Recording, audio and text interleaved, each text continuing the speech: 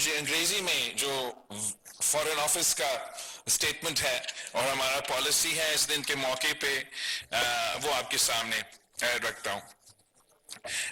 I am here today to express solidarity with you, solidarity with the people of Kashmir at this critical juncture. Mr. Speaker, Jammu and Kashmir dispute is the unfinished agenda of the partition of the subcontinent. The rights and aspirations of the Kashmiri people were trampled upon by machinations and intrigue.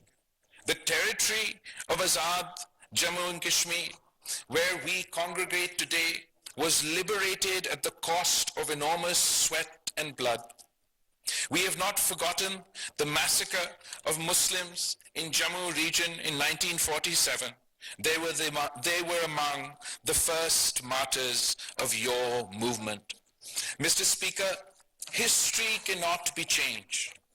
Ironically today, as India deviously tries to convince the world that Jammu and Kashmir is but an undisputed part of her territory, but history remembers that it was India that took the Jammu and Kashmir dispute to the Security Council as a dispute yet to be resolved.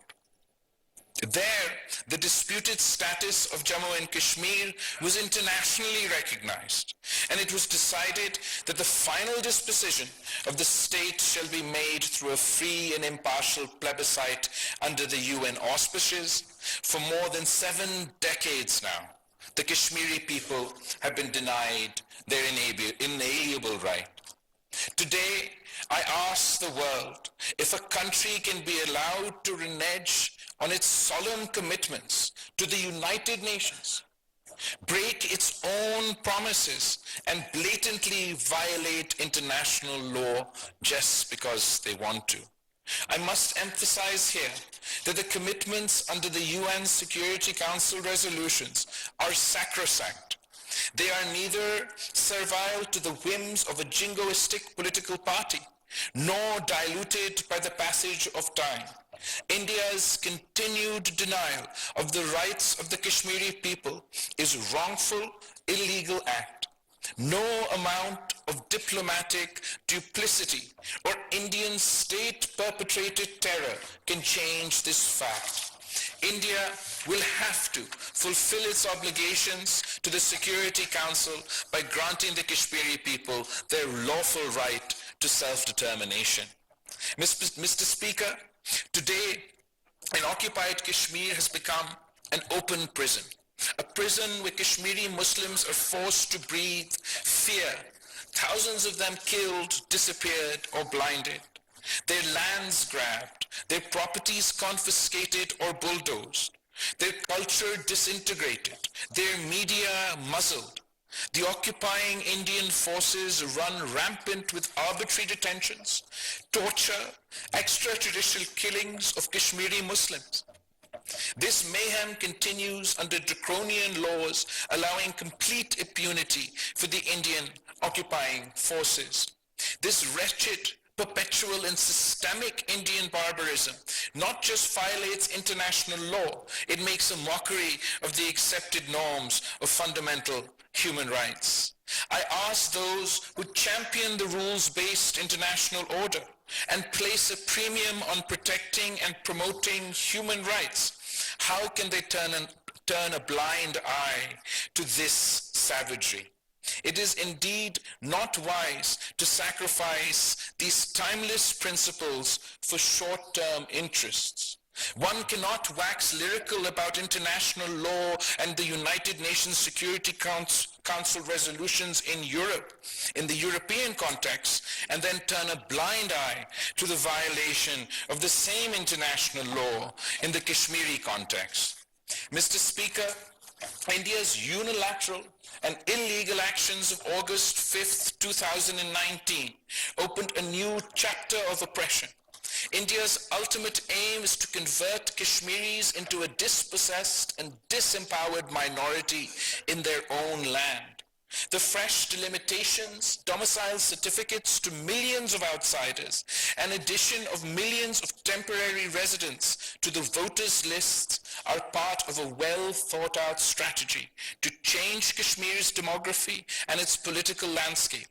Pakistan outrightly rejects these unilateral and illegal steps.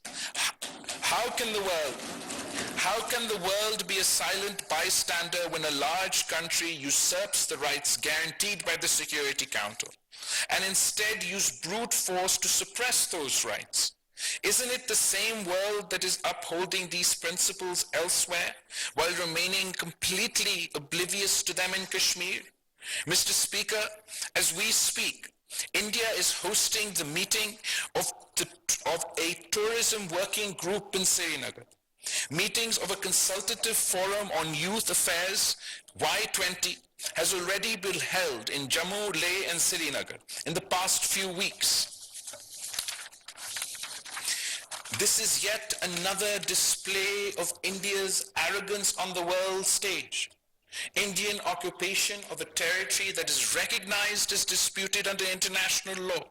India is misusing its position as chair of the G20, a forum created to address global financial and economic issues with utter disregard for the Security Council resolution, the UN Charter and its principle.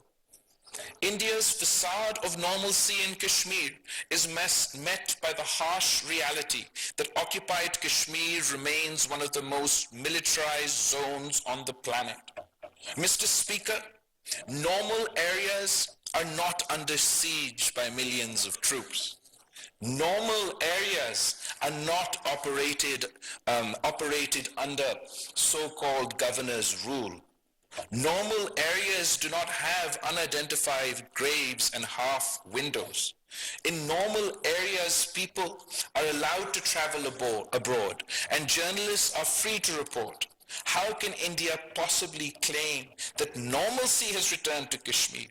I wish to remind the Indian leaders that unilateral steps in Jammu and Kashmir can neither accord legitimacy to their occupation nor suppress the true sentiments of the Kashmiri people. Gimmickry cannot replace legitimacy. If India wants to be a superpower, Mr. Speaker, then India must start acting like a superpower. The United Nations Special Rapporteur on Minority Affairs speaks clearly on the Srinagar meeting that and claims that India is providing, quote, a veneer of support to a facade of normalcy. ये मेरे अल्फाज नहीं है जनाब speaker, ये United Nations के जो special रेपर्टोयर है क्लियर अफेयर्स के लिए, ये उनका अल्फाज है. Pointing out the blatant human rights violations in occupied Kashmir, he has drawn an apt conclusion that the situation in Jammu and Kashmir should be, quote, decried and condemned, not pushed under the rug and ignored. Mr. Speaker, I remind the world that there are two reports on the situation in occupied Kashmir by the Office of the United Nations High Commissioner for Human Rights, issued in 2018 and 2019. Those of us who are interested in upholding human rights are morally bound to pay attention to these reports. Mr. Speaker, the word Pakistan is incomplete without Kashmir. The people of Pakistan and the people of Kashmir have a unique affinity based on geographical proximity, shared history, commonality of religion. We have shared joys, shared sorrows, we share the same hopes, the same dreams, our hearts beat as one. Pakistan cannot ignore what happens in Jammu and Kashmir.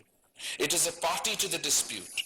For us, it is not a matter of choice. We are duty-bound to play our role in the just and peaceful resolution of the Jammu and Kashmir dispute in accordance with the UN Security Council resolutions and the wishes of the people of Kashmir. Mr. Speaker, my presence here today is a testimony of our nation's intergenerational support and lasting commitment to the Kashmir cause. We want good relations with our neighbors, including India. However, good relations can only be achieved through dispute resolution and not through dispute denialism. Durable peace in South Asia remains contingent upon the settlement of the Jammu and Kashmir dispute. Despite our consistent advocacy for constructive engagement and result-oriented dialogue to resolve all outstanding issues, including the core issue of Jammu and Kashmir, India unabatedly remains hostile.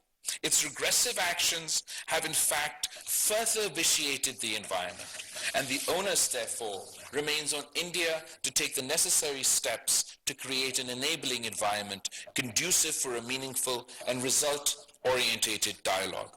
During my recent visit to Goa to attend the SCO meeting, I repeatedly said that India would have to revert to the situation on the 4th of August 2019 to work out a way forward. Mr. Speaker, India has also been trying to use the terrorism bogeyman to mask the indigenous Kashmiri struggle for their legitimate rights to self-determination. It uses the same bogey to blame Pakistan and justify its brutal repression of the Kashmiri people. This is a complete travesty of justice. There is a clear distinction between terrorism and a people's genuine quest for freedom. Terrorism cannot be and should not be used as an excuse to deny the Kashmiri people their fundamental rights and their fundamental freedoms. Mr. Speaker, I also want to emphasize that the belligerent Indian statements about Azad Kashmir and Gilgit-Baltistan should be raising alarm bells across the world. These are not isolated statements. They epitomize a political party that nurtures and hones fascist majoritarianism and religious jingoism. If 1 billion people are economically and politically incentivized into hate-mongering, the results can be disastrous. We could be sleepwalking towards South Asia's Armageddon. Notwithstanding India's military and political rhetoric, Pakistan has exercised maximum restraint. Pakistan does not want another conflict. However, it has the will and capacity to respond forcefully and effectively and defend resolutely against any act of aggression. Janabe Speaker, jitna chai peena chahte hain, hum unko pila sakte hain. Hum apna watan difa karna jante hain. Janabe Speaker, justice delayed is justice denied. I appeal to all men and women of conscience across the world to urge the occupying forces of India to 1. Rescind its unilateral and illegal actions of the 5th of August 2019 and the subsequent steps. 2. Implement fully the relevant UN Security Council resolutions and allow the Kashmiri people to freely exercise their right to self-determination through a UN-supervised plebiscite. 3. To provide solemn assurances that it will not change the occupied territory's demographic composition and not allow non-Kashmiris to acquire property or residency in Jammu and Kashmir. 4. To halt its human rights violations in occupied Jammu and Kashmir. 5. To repeal its draconian emergency laws, withdraw its heavy military presence from Kashmiri cities, towns, and villages. And 6. To provide unhindered access to UN, OHCHR, OIC, and human rights organizations and international media to investigate, report on the situation in occupied Kashmir. Mr. Speaker, I salute the courage of the Kashmiri people and I pay tribute, rich tribute, to the martyrs. I offer my sincere sympathies to the population living close to the line of control, who have suffered enormously. I assure the Kashmiri people of Pakistan's unstinted moral, diplomatic, and political support. We have stood by them for decades, and I assure you that we will stand for as long as it takes our Kashmiri brethren to achieve their legitimate rights. We wish to see a day where people across the line of control enjoy the same rights and freedoms as are being enjoyed by the rest of the world. I thank you for affording me this opportunity to speak. May peace be with you. Thank you. Aap sabka bahut bahut shukriya. बहुत बहुत शुक्रिया जनाब बिलावल भुट्टो जरदारी साहब।